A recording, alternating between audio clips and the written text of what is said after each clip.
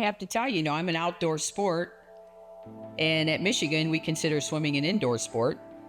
But I had the luxury of getting a ride in today with Mike Bottom when I saw him on the plane. He was sitting right across the aisle from me. I hadn't seen him in a while. And I will tell you that Mike's retired as well. And he will not be retiring and becoming an Uber driver anytime soon. But he is really good at driving and multitasking and driving with no hands on the wheel. And his wife, Laura Lynn, put me in the front seat because she knew she couldn't watch it, I suppose. But I had the tremendous pleasure and privilege to get to know John Urbanchek over the years. And Jim Richardson and I were definitely confidants and mentors to each other. So great relationship with swimming at Michigan. I was a coach my entire life. 44 years I was a softball coach from the minute I graduated from college. Actually, before I graduated from college, because I may have gone to another Big Ten school in Michigan, but not University of Michigan. And I was a student assistant my 5th year, so to speak. And back then, we didn't have paperwork to fill out. We didn't have compliance. We didn't have any of that stuff. You know what? It's not all bad. And so then I left and I went on to grad school at Indiana University, where I met my own mentor, Gail Blevins, one of the most iconic people in our sport. At Indiana, she took them to the College World Series in the 80s. She then went to Iowa, took them to the College World Series in the 90s. And as luck would have it, I got to be her graduate assistant coach before she was ever a icon and the person that she became, and a longtime mentor. And then I left, and I had a graduate degree, I had a master's degree, but I didn't have a job. And so I got a call from, perhaps some of you know her, Kathy DeBoer. Kathy is the Women's Volleyball Coaches Association Executive Director. She and I played college basketball together at Michigan State, and she also was the volleyball coach in the SWA at Ferris State College in Northern Michigan. She called me up one day shortly after I got home and didn't have a job, and she said, "Hutch, you need a job." I said, "Yeah, I do." She goes, "Well, why don't you come up here? Our softball coach is pregnant, so we need an interim coach for the year. You want to come up? I'll pay you $1,000 for 6 months." So I drove up. It sounded pretty intriguing. And she showed me the basketball gym where they had one drop-down net where I was going to get to have practice from 10 to 12 at night. And then she took me to her house. And she had a one-bedroom, probably a rented home. And she showed me around, and she showed me the living room floor and said, "You can sleep here." So I said, "Wow, this is great. I have a housing stipend. I'm going to take it." And I went up there and had my first job. I'd only been an assistant for 1 year, and I was a head coach. And you know what? Nobody should be a head coach after 1 year of anything. But it all worked out. And then I got a call from Michigan, and I went down to Michigan. And I actually was the assistant coach my first 2 years there. I was the assistant. Bob DeCarolis went on to become the athletic director at Oregon State for many, many years. And he was an administrator in our athletics department. And he was the head softball coach because back in those days, this is 1982, I mean, there weren't too many women in the department. There wasn't too much sports going on in the department and so forth. So he called me up, and I was his assistant for 2 years, living my dream with a master's degree, and now I made $3,000 a year, so things were really moving forward. And I might have had a couple other jobs every day. But after 2 years, Bob was like, you need to be the head coach. I'm going to step aside because you're a terrible assistant. You know how the assistant has to be a step ahead. They have to get everything organized ahead of time. They have to be Johnny on the spot. So I wasn't any of those things. So they made me the head coach, and then I could get people to do those things. And so that is how it all got going for me. Everything fell into place. But I've been at Michigan a total of 44 years. I've had 9 athletic directors, and our current athletic director, Ward Manuel, I had to introduce him at luncheon or a dinner a few years ago when he first got there. And I let the crowd know. I said, I've worked for 9 athletic directors. My goal is to get to my 10th. And so what he did when I stepped down a couple years ago was he asked if I would stay on and be a special advisor to the athletic director. So that is my title and my role. And I just ran into Josh in the hallway. He said, "Do you still work there?" I said, "Sorta, not really." Because I find that athletic directors don't really want advice from coaches, right? Not so much. But what I do is I work with the program administrators. I work with sport program administrators, so the people who supervise swimming and diving, the people who organize and supervise softball and basketball and football, everybody who has a sport program. I sit in those meetings. I can tell you that's very interesting. I'm the only coach in the room. I'm the only one in the room that has any coaching experience, except one of the administrators has a little bit of coaching experience. And I serve, really, my job is to represent the coach's point of view, which is always, always very different from their point of view. And if there's one thing, we've learned is, if you ever go to the water cooler or the bar or the happy hour, everybody's going to sit around and complain about their administrators. Because the problem is administrators, most of them never coach, so they don't know what we do. Is there any administrators in the room? I forgot to ask. If so, I know you're trying. But really, it's not their fault. It's the way the system is set up. And I think we'll probably talk about that a little bit. But the biggest issue I see is that the athletic directors today, the administrations today, they are all about the student athletes. They say, we're all here to serve the student athletes. And I say, no shit, Sherlock. Of course that's what we're here for. That's the only reason we have athletics, so we can serve and have these student athletes. But the problem is the administrations don't serve the student athletes. I mean, they do so ultimately. Who serves the student athletes? The coaches. And what we need from administrations is we need them to serve the people who serve the student athletes. And I think that's where the disconnect is. And we can't necessarily change somebody else, but what can we do to manage that and to manage that up? So I can tell you this, though. I consider myself a coach's coach. I always wanted to be a coach from the minute I ever had a coach. And I grew up in Title IX era, meaning literally I was in 10th grade when Title IX passed. I didn't get to play sports. I was the biggest tomboy. I played with my brothers my whole life. I played every sport there was, and I was the best one of all 3 of them. But then by the time I'm in high school, they get to be on varsity sport teams, and I get to be a cheerleader. That was the only thing available. And finally, my senior year, we became varsity basketball. And my high school basketball coach, literally, we had friendly games and we had after-school activities for years, but we never really had anything organized. And between her and my summer softball coach, I wanted to be them and I wanted to impact them. And that's why so many of you do what you do, to make that impact on young people and use your vehicle, which is your pool, your diving well, to help grow them into powerful people, strong and powerful people. That's why we do what we do. And sometimes you really have to stop, because how many times I've been in the dugout or on third base and thought, what am I doing, or what are they doing, and why am I doing this? So I think it's important that as we move into this, I'm not in here to tell all of you what to do. I just talked to the board very briefly.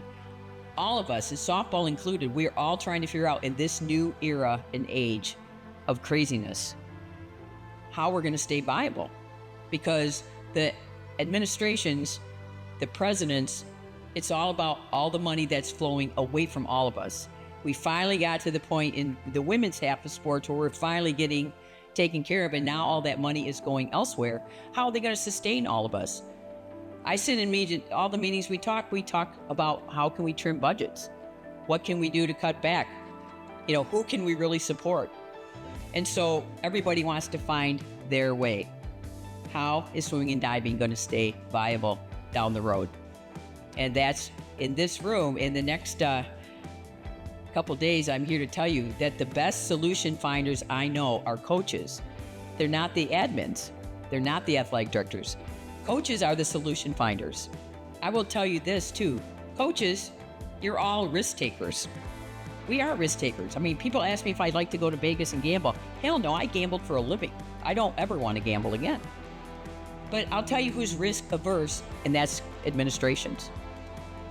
They're very risk averse. So where do you go from there? It's a lot of work because it's a lot of communication and a lot of muddling together. But while you're in this room, I hope that you will take off your University of Michigan, your University of Cincinnati, your University of whatever, your Division 1, 2, or 3, and recognize that now you are all on the same team, and your sustained success is going to be your sport and what to do and where to go with it. And as I was told coming in here, you are ripe for some change. My job today is to talk about some of the things that we have done in softball over the years. And really since the mid-'80s, and actually prior, we have been in constant change and constant flux. And it was a constant battle in these rooms because we too meet and hammer it out, and it is knock down and drag out. But the number one thing is, as you leave here, you want to raise the floor. I tell our coaches, you're here to raise the floor. Raise your floor and get your sport where you want it to be. And it's going to have some pains, and it's going to be giving up some things. You have a great coach in your institution. Can they elevate the rest of you? And how can all of you elevate each other here today and in the next few days and throughout the course of the year as you muddle through these things? Because that's what it's going to take. It's not about your own success. You can't go into self-protection when you're talking about your sport. You can't just be about what's going to make Michigan better. It's going to be about how are we going to get through this. I do believe that the greatest thing that ever happened to college softball happened in 1996. Because in 1996 was the first time softball was ever in the Olympics, and it was in Atlanta, Georgia. Actually, it was in Columbus, Georgia, about 90 miles south. And it certainly brought softball to the world stage, but most importantly, ABC put the final game, the gold medal game, on ABC Live. And I can tell you that the boom was immediate.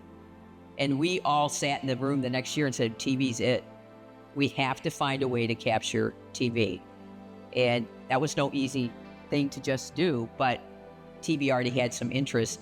And we fortunately had a champion in the room at ESPN, who herself was a champion of softball. And now in this day and age, I can tell you all the sharing we've done, I believe in softball, we're taking a little bit of a step back because everybody's getting different, and not everybody has just the complement. We always knew how many scholarships everybody had in general. I think it was awesome.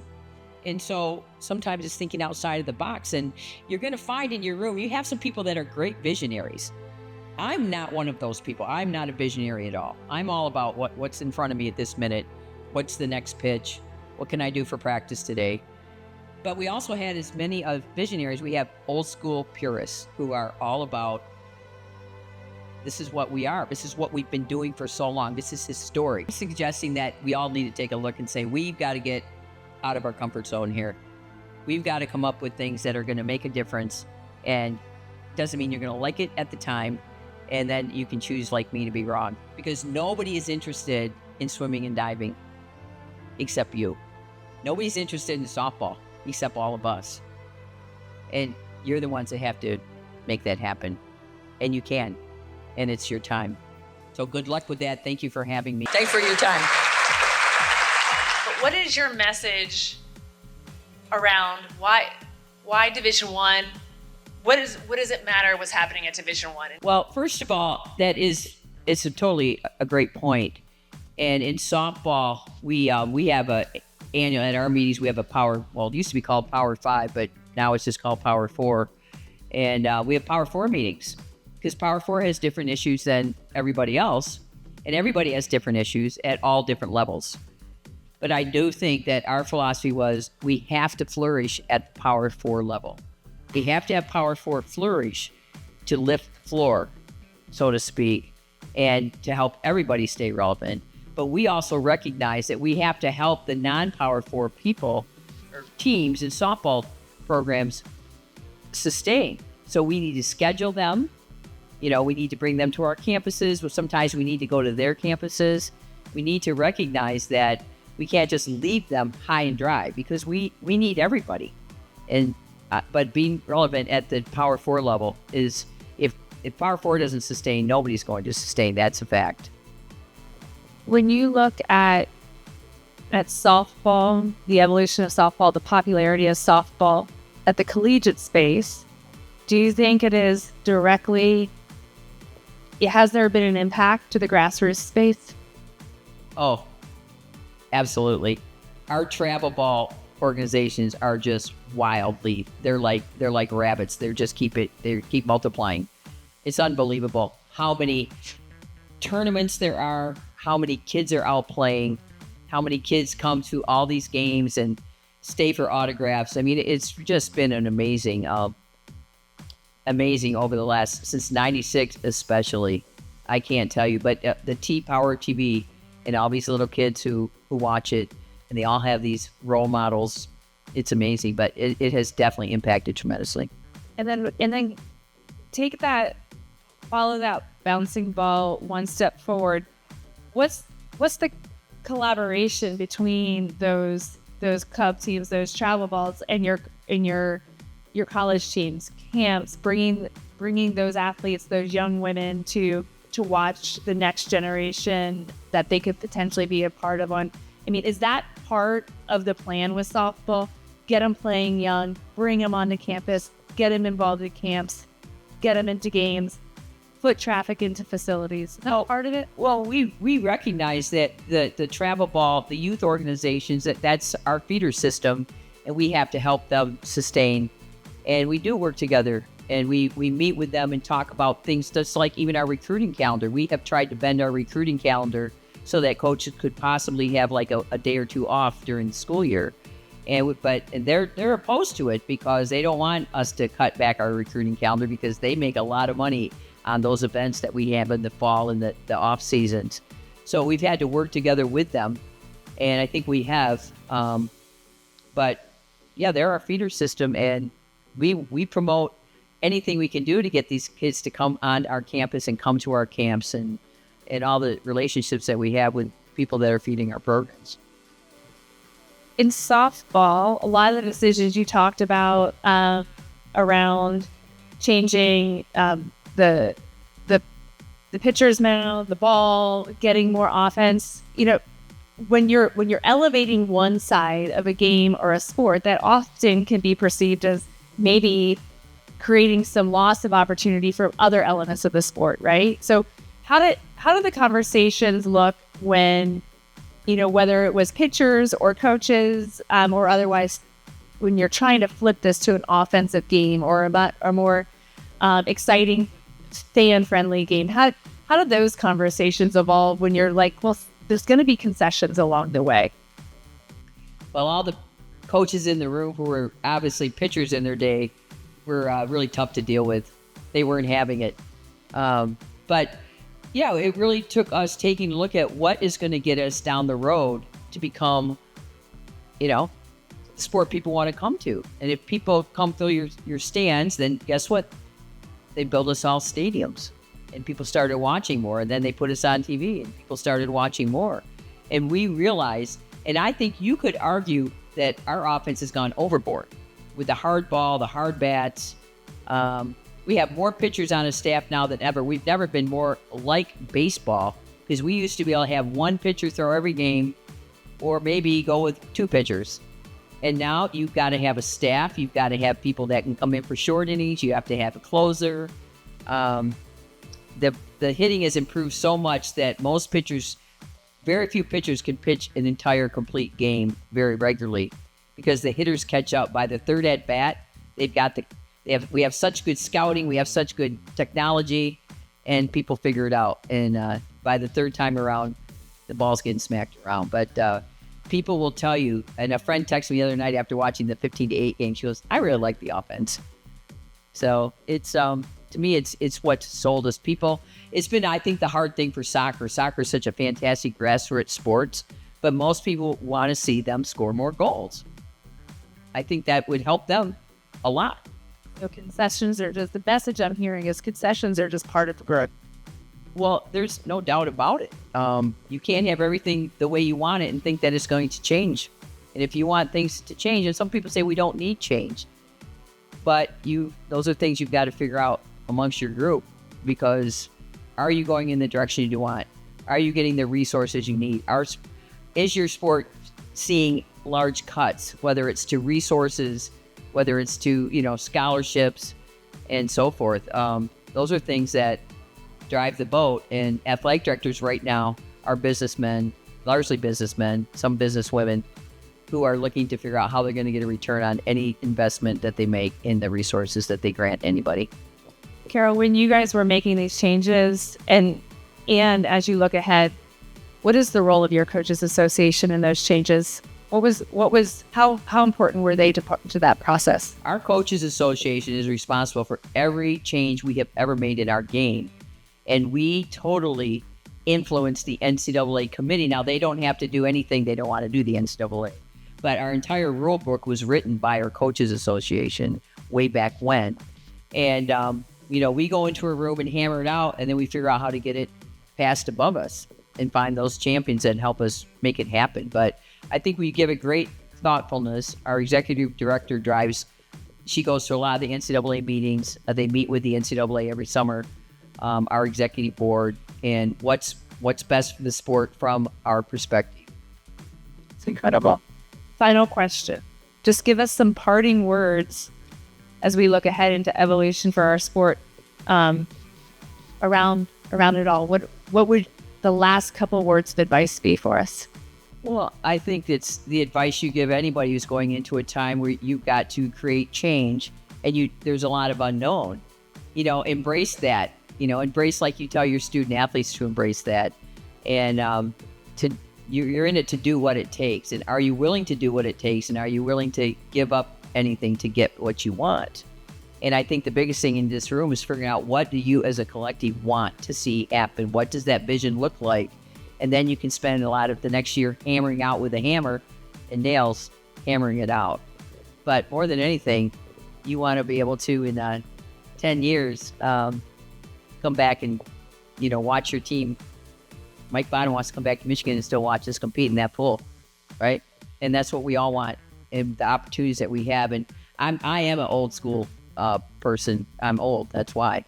But I think I'm older than Mike Bottom. And I do believe that athletics is the only reason we get to wear a block M is because we're an educational arm. And I think the best education they get is on my softball field or in Mike's pool. That's where these kids get such an advantage in life, and we don't want them to lose that. And hopefully, as we go through this phase of athletics, as I said, I've never seen us not in flux. I've never seen us not going through change. I mean, I went through all the Title IX when wrestling programs were getting dropped, and men's gymnastics got dropped. At Michigan, we just won the national championship. We go through it, and it's just part of what we do. It's like storming and norming during the season. You're going to have good times and you're going to have tough times. And the good news is you're all tougher than anybody else. Thanks, Carol. Everyone, Carol Hutchins. Thank you for having me. I'll be at the happy hour. Yeah, Carol will be at the happy hour. You can find her. Pick her brain. Yeah.